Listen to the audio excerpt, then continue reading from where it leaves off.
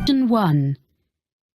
You will hear a telephone conversation between a woman and a man who works for a holiday company about a holiday she would like to go on. First, you have some time to look at questions 1 to 6. Pause the recording for 30 seconds.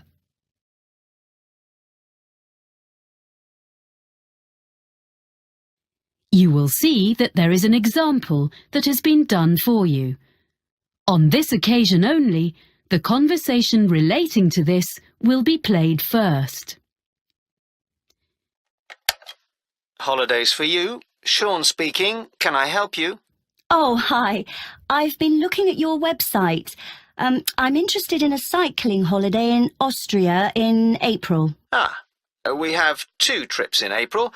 One lasts 14 days and the other 10 days. I think the 10-day trip is better. So let's see. I've got a calendar here. What are the dates?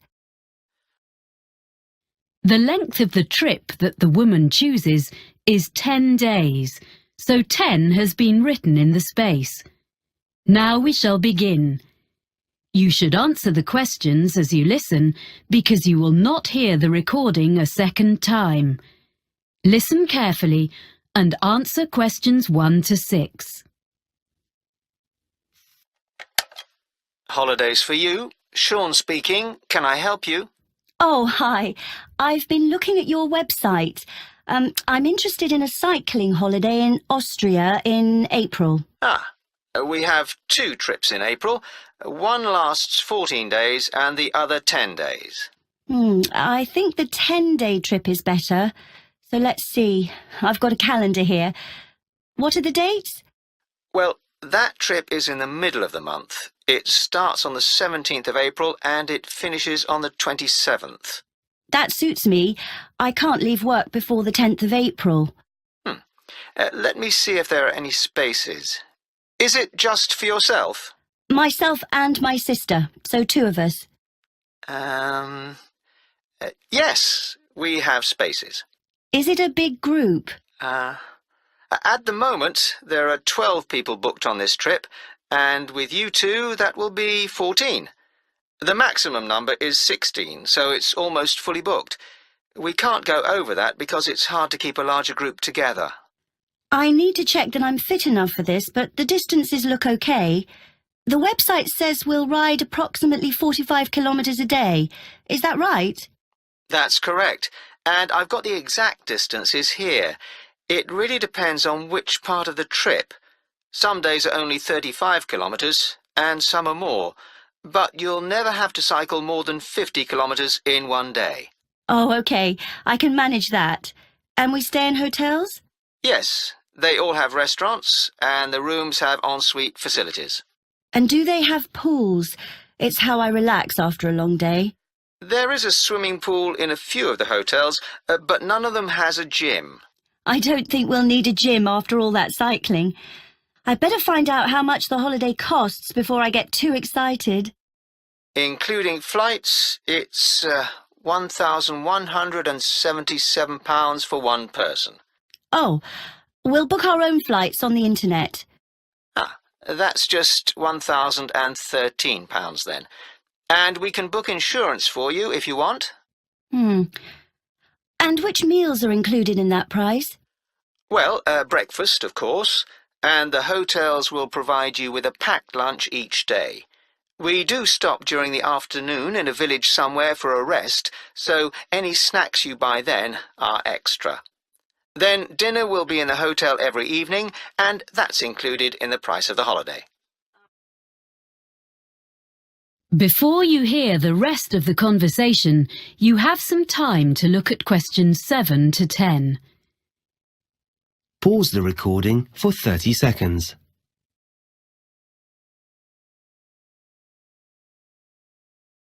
Now listen and answer questions 7 to 10. And you provide the bicycles, of course. What else? A lock and a bell come with the bike, as well as lights, although you shouldn't need to cycle in the dark.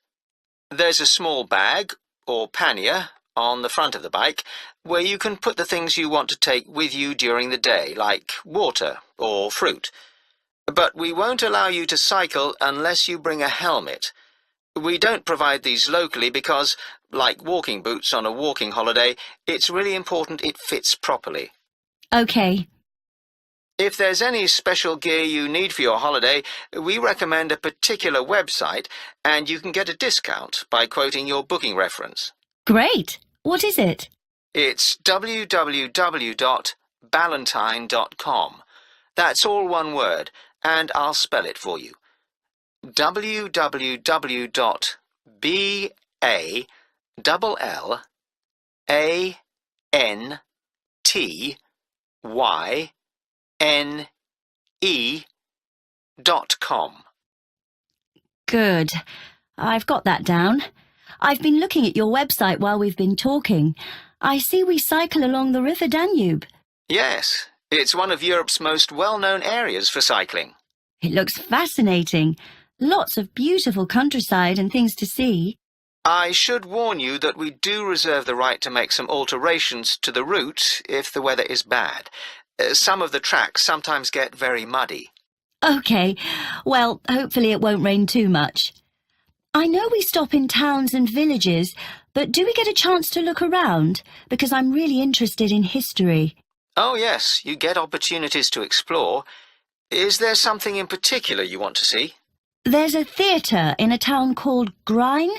A friend of mine went there last year and said it was amazing. Let's see. Yes, there's a guide who'll take you round the building. We don't have any other tours arranged, but you can visit several castles and museums on the holiday. Well, thank you for all that information. I'd like to book that then. Right. Well, I'll just... That is the end of section 1. You now have half a minute to check your answers.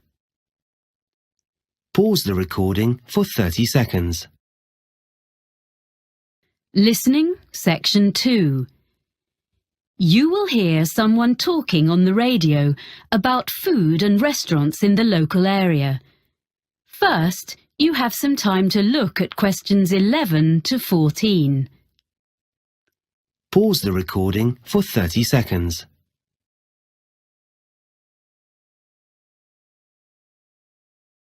Now listen and answer questions 11 to 14. And now we have our Know Your Town section, where we look at what's on offer in our area. Today, John Munro is going to tell us about local food and eating out. John. Well, most of us buy our food in supermarkets these days, but we're very lucky having a wonderful market here. It was originally on the piece of land in front of the cathedral, but at the beginning of the 20th century, it was moved to a site by the river. When the new shopping centre was built in the 1960s, it found a home beneath the multi-storey car park, where it still is, but there are plans to move it back to its previous home by the river. The market is now open 6 days a week. On Tuesday to Saturday, you can buy fresh fruit and vegetables, meat and cheese from the area, as well as a whole range of imported produce. But if you come on a Sunday, you'll find a different market, where craftspeople sell what they have made, things like bags, cards, clothes. During the week, there are a few stalls selling more everyday utensils like saucepans and cleaning products alongside the fruit and vegetables, as well as one new stall selling antique furniture, which is proving to be very popular. People often ask what our local dish is. As we're by the sea, they expect it to be some kind of fish recipe. Our fish is good, of course, but there isn't one particular dish that stands out. What we do have is an apple cake that isn't really made anywhere else. There's a new cafe in the high street, Barton's, which bakes them fresh every morning and serves them with delicious homemade ice cream in a choice of flavours. Now, the harbour is obviously the place to buy fresh fish. Every morning there's a stall where local fishermen sell a selection of the day's catch before the rest goes to London or abroad. They've been doing that for as long as anyone can remember, of course, but the harbour itself looks very different from a few years ago. Most of the restaurants used to be at the far end, but that part was redeveloped and the restaurants had to relocate to the other end. Many of them are simply the old ones in new premises, but a couple of new ones have opened recently, so there's a good range now, both in the harbour and the town itself. I'm now going to give you my top 6 places to eat in different parts of the town. Before you hear the rest of the talk, you have some time to look at questions 15 to 20. Pause the recording for 30 seconds.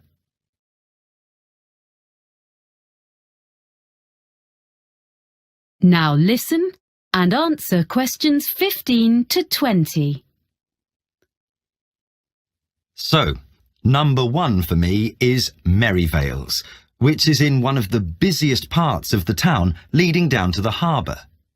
It's in a side street, so it doesn't look out over the water, but it's very close, so you can take a walk after your meal and find one of the cafes with live music. At Merivale's, you can enjoy delicious fresh fish and seafood. The friendly staff offer very attentive service and a really enjoyable evening. The Lobster Pot is on the main road going down to the harbour, so it also misses out on the sea view, but the food makes up for that. It serves a huge range of fish and seafood, as well as vegetarian and meat dishes, so there's something for everyone. Prices are from mid-range to fairly expensive, so it's really only for a special occasion. Elliot's is in the city centre and is a very upmarket restaurant in the evening, but during the day it serves lunch and coffee. It's on the 20th floor above some offices, and it's a great place to sit for a while, as you can see most of the city spread out from there. It does get very busy though, and you may have to wait to be served. Not far from the city centre is the Cabin, which is on the canal bank. You can't park your car there. It's a 15-minute walk from the nearest car park, but it's very peaceful.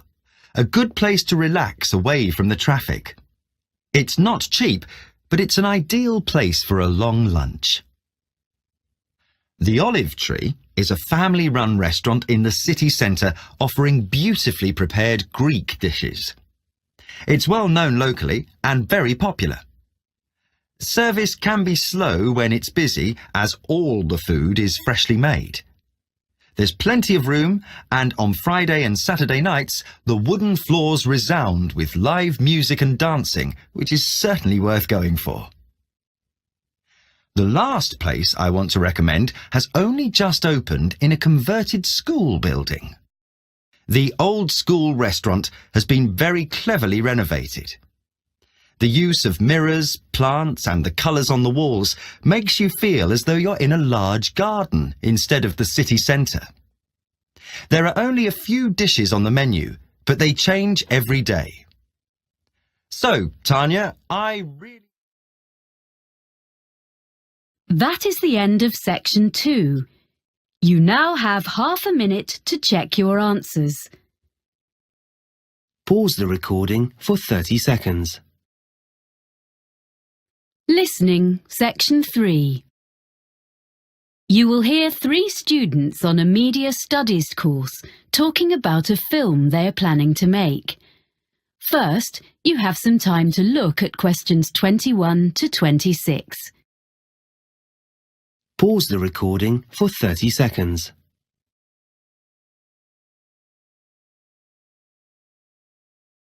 Now listen carefully and answer questions 21 to 26. Hi, Mike. Hi, Razor. This is Helen. Hello. We're really pleased you've agreed to join us on this film project. Yes, your experience is going to be so useful. Well, I hope so. It's the technical side I know best. Lighting, sound and stuff. But you think the script is okay? Yes, I think it's great. Have you decided where you're going to shoot?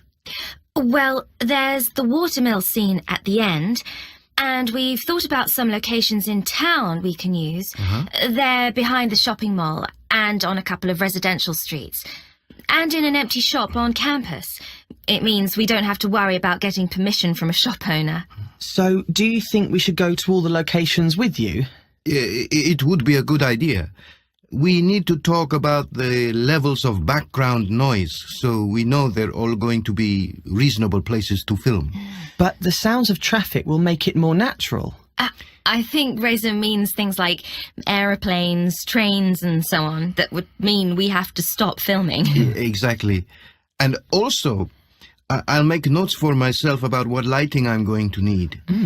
I think the university department has a good range of equipment, but I'll need to make a list for each location for my own reference.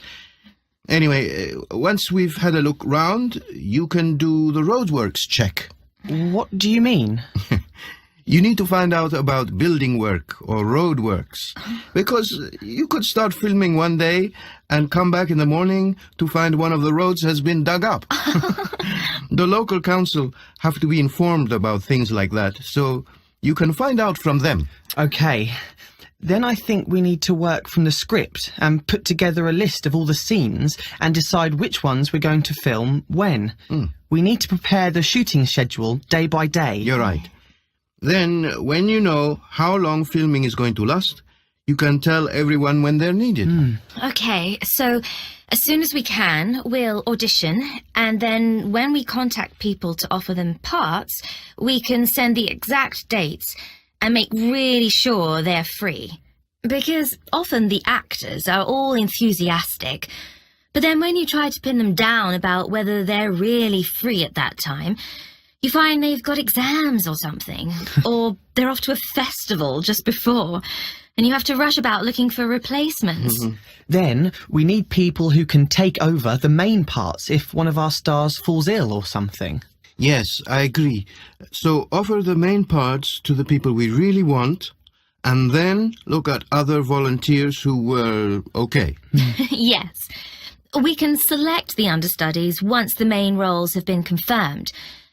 So, once we've got that sorted, and we've held all the rehearsals of the main scenes, we'll be ready to start filming. Yes, that sounds good. Anything else? Well, just housekeeping, really. We don't actually need costumes, because actors will wear their own clothes. My family has agreed to lend us some pieces of furniture which we need, so we'll go and fetch those the weekend before we start. We'll provide food and drink during shooting, so I'm going to borrow some cool boxes. And I've got a little van. Most of the locations are within walking distance of the halls of residence anyway. The only one further away is the watermill. Yes. Can you tell me about that? Okay. Hang on a minute. I'll get my notes. There's a plan in them. Before you hear the rest of the conversation, you have some time to look at questions 27 to 30. Pause the recording for 30 seconds.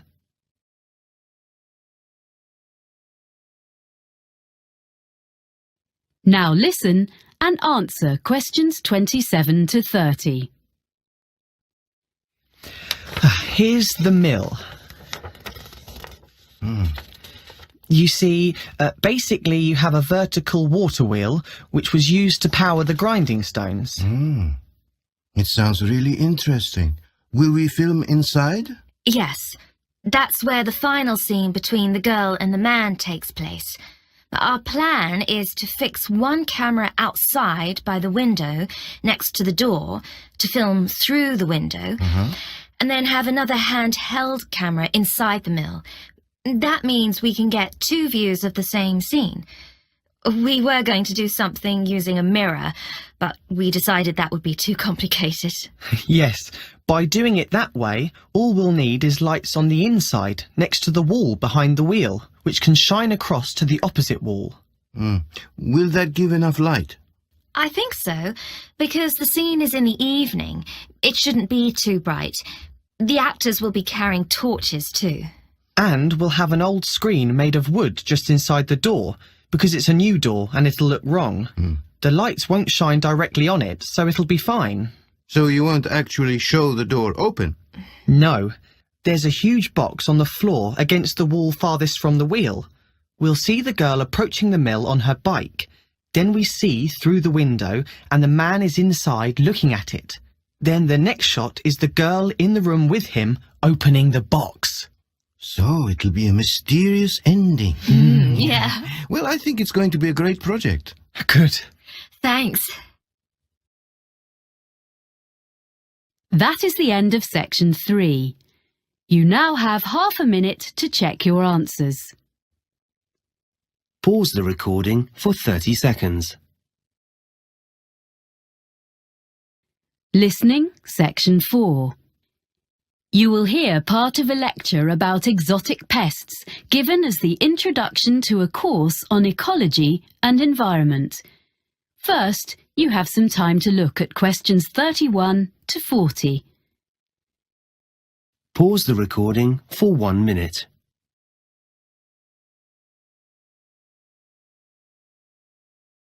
Now listen carefully and answer questions 31 to 40. Good afternoon.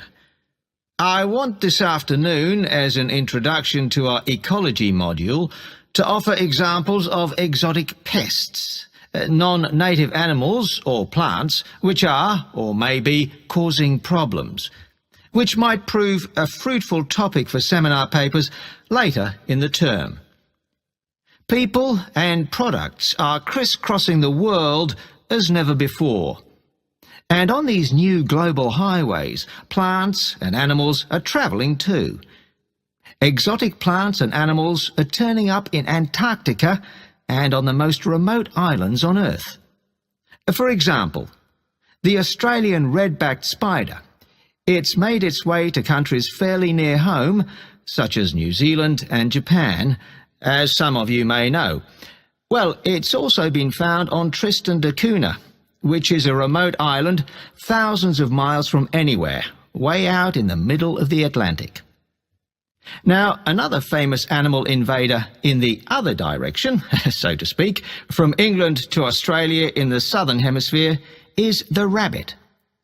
This was in 1830, and it might seem less of a threat, but it became an extraordinarily destructive pest. The fact that rabbits increased so rapidly is perhaps more understandable when we remind ourselves that they had originally been introduced to England from continental Europe 8 centuries earlier. This was because they were regarded as a luxury food source, and in spite of having warm fur, they probably originated on the hot, dry plains of Spain, which of course explains why they thrive in the climate of Australia. A much less cuddly example of a pest introduced to Australia, this time from America, is fire ants. These are increasing and spreading very fast. Their huge nests can now be found in gardens in the city of Brisbane, and they are costing the Australian government a great deal of money in control measures. These were an accidental introduction, rather than a deliberate one, brought to Australia, probably in horticultural imports or in mud on second-hand machinery. As a biologist and conservationist, I have become increasingly concerned about these matters. Exotic invasions are irreversible and deserve to be taken more seriously, even when they aren't particularly damaging. For example, something that is not necessarily a major disaster compared to other ecological experiments. In 1975, an Australian species of earthworm was deliberately introduced to the Northern Hemisphere, in Scotland, because they were bigger than the natives. The aim was that they would be more effective than native species, but in fact they don't do more for the soil condition than the smaller locals, which they displace. Although they don't do a lot of harm, as far as we know up to now, this will probably prove to have been a mistake. A much more serious case, also in Scotland, as well as other countries, along with the latest victim, Iceland, is the New Zealand flatworm. This is a most unwelcome newcomer in these regions of northwest Europe. Basically, this flatworm came into these countries by accident. It's now been realised that it was actually carried in the plant pots containing exotic ornamental shrubs and so on, and as it eats local earthworms and doesn't benefit the local ecology in any way, it is a real pest.